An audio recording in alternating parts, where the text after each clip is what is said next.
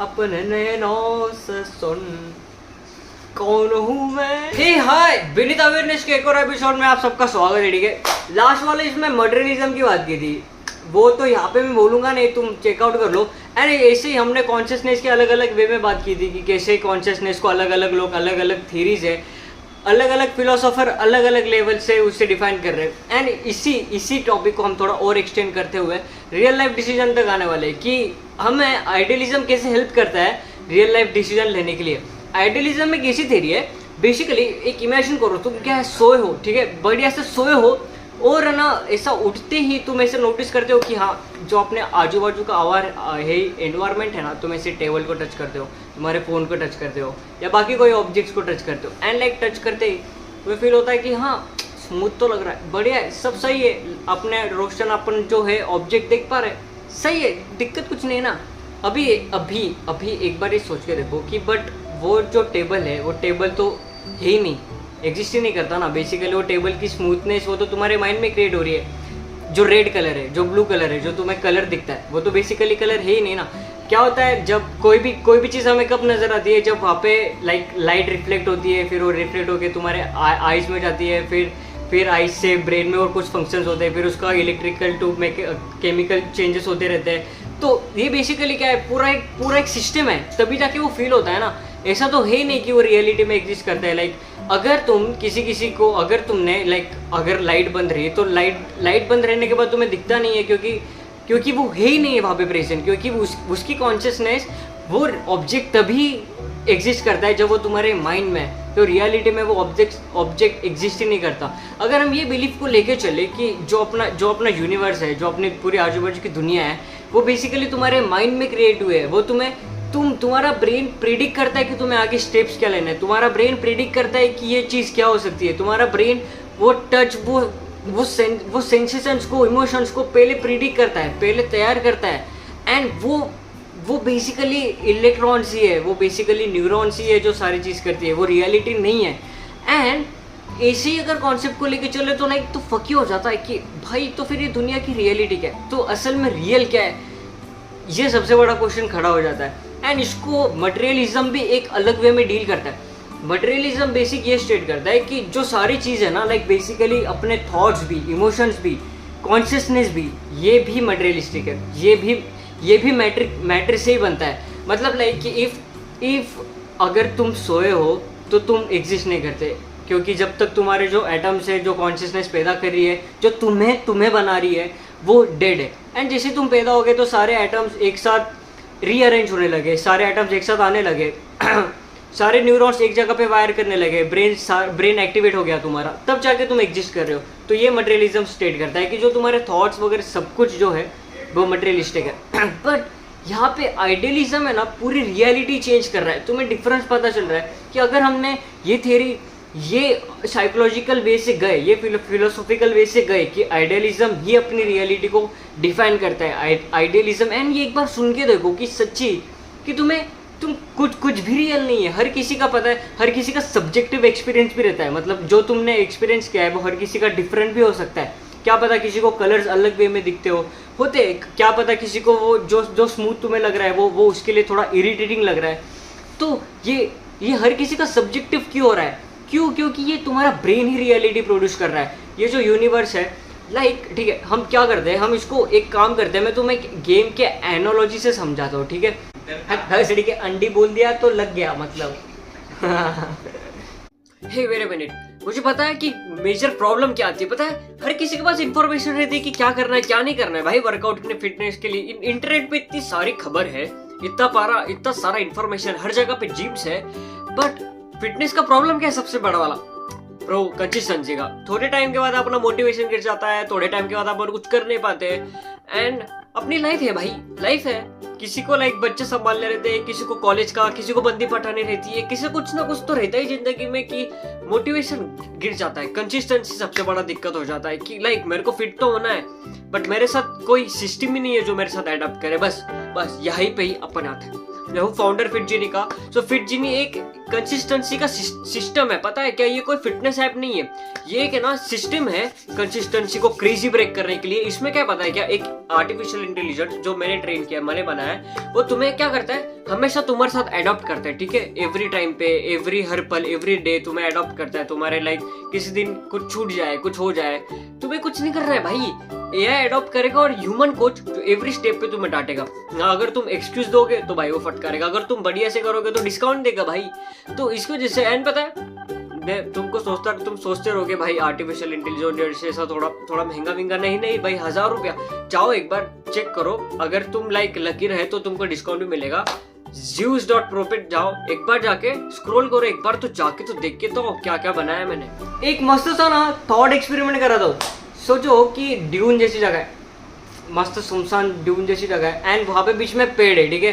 क्या एक काम कर दो, कच्ची गोटी का पेड़ है वहाँ पे, एंड कोई है ही नहीं इंसान, कोई बर्ड नहीं, कोई एनिमल नहीं है, कोई कुछ नहीं है, कोई माइक्रोस्कोपिक ऑर्गेनिज्म भी नहीं है, ठीक है? वो पेड़ है वहाँ पे, एंड बहुत तेज से हवा चलती है, एंड हवा चलते ही वो पेड़ गिर जाता है।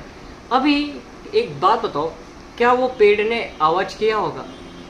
देखो एक बार सोचे देखो ना, क्या वो वहाँ पे कोई नहीं है, पेड़ वहाँ पे ही है, आजू बाजू कोई नहीं है, और तो पेड़ हवा की वजह से गिर गया है, तो क्या वो पेड़ का आवाज आया होगा? सोचो एक बार। बहुत सारे लोगों का आंसर होगा कि हाँ ऑब्वियसली, कि पेड़ गिरने के बाद तो आवाज़ तो हो गई, बट किसने सुना? किसको पता कि वो पेड़ ने क्या आवाज़ किया, कैसे, क्या वाइब्रेशन हुए? नहीं पता ना, क्योंकि बेसिकली जो साउंड है वो वेव से प्रोपोगेट हो रहा है, वो वाइब्रेशंस है, वो कोई रियल चीज़ नहीं है। वो तभी एग्जिस्ट करती है जब तुम्हारा माइंड उसे प्रोसेस करता है। वो साउंड तभी साउंड है जब तुम्हारा कॉन्शियसनेस उससे रिएक्ट करता है, उसे फील करता है, नहीं तो साउंड है ही नहीं। जैसे कि लाइक तुमने क्या एक बार सोचा है कि तुम्हारे ब्रेन के अलावा दुनिया है? नहीं, तुम्हारे ब्रेन के आउटसाइड में दुनिया एग्जिस्ट करती है। एक बार सोच के देखो, तुम्हारे ब्रेन के आउटसाइड में कोई दुनिया ही नहीं है। जैसे कि तुम ट्रैकिंग पे गए, या तुमने माउंटेन्स वगैरह देखा, या कोई भी बाइक देखी, तो वो बस तुम्हारे ब्रेन में विजुअल इमेज क्रिएट हुई है।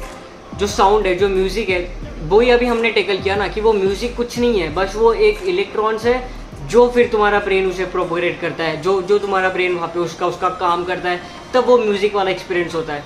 जो सारी चीज़ें हैं ना, वो बस ब्रेन में, ब्रेन के आउटसाइड में कुछ है ही नहीं। अगर ब्रेन के आउटसाइड में कुछ है ही नहीं, तो क्या मैटर सही में एग्जिस्ट करते हैं? क्या एटम सही में है? नहीं। लाइक ये अगर ये चीज़ से गए तो सब चीज़ एक ही चीज़ पे आ जाती है कि सब चीज़ बस कॉन्शियसनेस है। कॉन्शियसनेस ही सबसे फंडामेंटल चीज़ है, उससे कोई है नहीं। बट यहाँ पे भी एक पैराडॉक्स है, ठीक है? आगे ठीक है बता दो, बट एक बार देखो कि ये कितना अब्सर्ड है कि ये एक बार कि ब्रेन के अलावा कुछ है ही नहीं, ब्रेन के अलावा दुनिया ही नहीं है। एटम्स सही में एग्जिस्ट करते हैं, एटम्स का होना भी अलग वे ऑफ सेंसेशंस है। वहाँ पे भी फिजिक्स अलग है। फिजिक्स भी लाइक जो पहले मॉडर्न फिजिक्स, नॉर्मल फिजिक्स था, जो न्यूटन दादा ने लिखा था, वो अलग कुछ इक्वेशंस देता था। उसके नज़रिए से हम कुछ अलग वे में दुनिया देखते थे।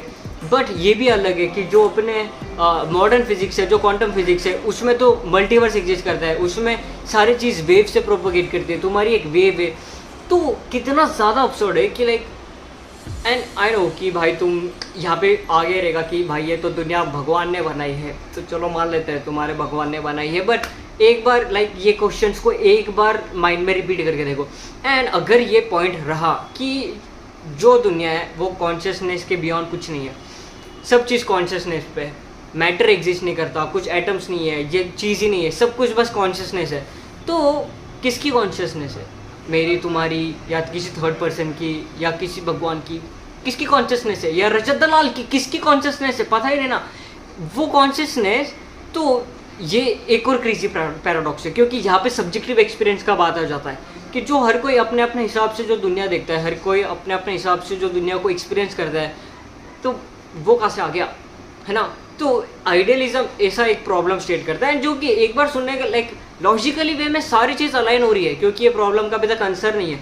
वंस कॉन्शियसनेस का आंसर मिल गया तो फिर बहुत सारी चीज़ें लाइक क्रिस क्रॉस हो जाएगी। एंड मटेरियलिज्म अभी तक सबसे स्टिक रहा है कि जो एटम्स है, जो, हाँ देखो बात क्या पता है क्या, आइडियलिज्म यहाँ पे फेल हो जाता है क्योंकि बहुत सारे लाइक अभी जो साइंस जो लेवल पे है, उसने ये तो कम्प्लीटली कर दिया है कि हाँ एटम्स होते हैं, वो उससे दुनिया है, उससे सारी कॉस्मोलॉजी है, उस क्योंकि हमने फिजिक्स इतना इवॉल्व किया है, ये जो सारी बिल्डिंग्स है, जो वैसे जो एआई है, मतलब जो वैसे जो ह्यूमैनिटी प्रोग्रेस कर रही है, वो बिना एटम्स की हो नहीं सकती। भले ही एटॉमिक वर्ल्ड बाइट्स में कन्वर्ट हो रहा है, बट स्टिल वो हो तो रहा है ना, स्टिल कोई फील करने वाली चीज़ तो है ना। ऐसा नहीं कि बस दिमाग की वजह से सारी चीज़ हो रही है। ये एग्जाम्पल पता है क्या, ये वो पबजी वाला ही एग्जाम्पल है कि अगर तुम पबजी खेल रहे हो, तुम कोई गेम खेल रहे हो, तुम वो गेम में अगर उसके जगह पे खड़े रह के देखो, तुम लाइक प्ले नहीं कर रहे हो, तुम वो प्लेयर हो, वो प्लेयर के हिसाब से दुनिया देखो। उसे थोड़ी पता कि ये सारी चीज़ प्रोग्राम्ड है, उसे तो बस मारना है, उसे तो बस खेलना है, यही चीज़ है। उसे नहीं पता कि वो सारी चीज़ प्रोग्राम्ड है। तो ये भी थिंक हो सकती है कि ये अपन जो अभी जी रहे हैं वो एक सिमुलेशन में जी रहे हैं, अपन ही खुद कोई एक गेम में जो कि प्रोग्राम की गई हो किसी एक थर्ड व्हील की वजह से या थर्ड किसी पर्सन की वजह से। तो बहुत सारी क्रेजी चीज़ें, पर चीज़ क्या पता है क्या, अभी हम आइडियलिज्म से ये पॉइंट तक आते हैं कि अगर हम आइडियलिज्म के हिसाब से दुनिया जीने लगे तो वो अपने को कैसे रियल लाइफ डिसीजन लेने में हेल्प करता। इफ हम ये परसेप्शन से चले कि सारी चीज़ कॉन्शियसनेस पे एंड हो जाती है, सारी चीज़ कॉन्शियसनेस पे स्टार्ट हो जाती है, तो इसका मतलब ये कि सबकी कॉन्शियसनेस डिफरेंट है। इफ सबकी कॉन्शियसनेस डिफरेंट है तो सबके परसेप्शन डिफरेंट है। परसेप्शन डिफरेंट है तो हर कोई डिफरेंट है, जो कितना क्रेजी हो गया पता है। एक बेस्ट एग्जांपल नॉर्मल से स्टार्ट करते हैं। ऐसा समझो कि ठीक है, ये मैं मान लेता हूँ कि ये दुनिया भगवान ने बनाई, ठीक है, एंड भगवान के पास ही सबसे बड़ा एक कॉन्शियसनेस है, लाइक वो हैव माइंड है। भगवान एक हैव माइंड है जिसके पास सबसे बड़ी कॉन्शियसनेस है, एंड जो अपने ऐसे सारे लोग हैं वो उसके छोटे छोटे एक पार्ट से कॉन्शियसनेस से हुए, ठीक है। एंड ये दुनिया भगवान के कॉन्शियसनेस से चल रही है, ठीक है, वो सबसे मेन है लीडर वाले। एंड अभी उन्होंने बेसिकली ये दुनिया प्लान तो कर दी, सारे ऑर्गेनिज्म वर्ग सब इवोल्यूशन हुआ ही नहीं, चलो ये मानते हैं, बस आगे भगवान ने ऐसे चुटकी बजाए दुनिया बन गई। एंड ये होने के बाद अभी जो सबकी कॉन्शियसनेस है, मतलब सबके परसेप्शन अलग है, हर कोई पर्सन डिफरेंट हो गया। एंड इफ हर किसी के परसेप्शन अलग है तो वो हर किसी को लाइफ अलग नज़रिए से देख रहा है। तो 4 पर्सन है, 1 2 3 4, same age, same time, same velocity, same momentum, same place भी पकड़ लेते, बट डिफरेंट कॉन्शियसनेस। एंड अभी ये हर चारों लोग अलग अलग हिसाब से अपनी लाइफ ड्राइव कर सकते हैं। कोई नशे में जा सकता है, कोई क्रेजी पढ़ाई करके कुछ और जगह पे निकल सकता है, कोई कुछ और चीज़ कर सकता है। लाइक ये देख रहे हो, बेसिकली सारी चीज़ों ने स्टार्ट तो सेम ही प्लेस से कर रहे हैं, प्लेस सेम है, टाइम सेम है, एज सेम है, परसेप्शंस अलग है।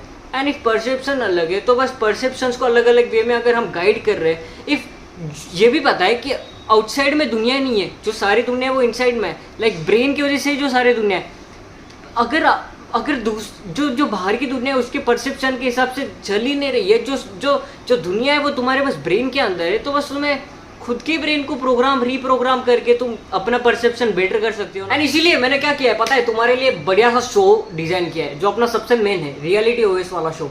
मतलब रियलिटी में ऑपरेट कैसे करना है, उसका पूरा ऑपरेटिंग सिस्टम का मैंने क्या एपिसोड डाल के रखे, first principle, second order, and और क्रेजी आ रहे हैं। अभी तो 4-5 से शुरुआत की है, तो बस रीप्रोग्राम करना है परसेप्शन बदलने के लिए। अभी जाओ ओएस, रियलिटी ओएस का शो बिंज वॉच करना शुरू कर दो। तो बाय, मिलता हूँ।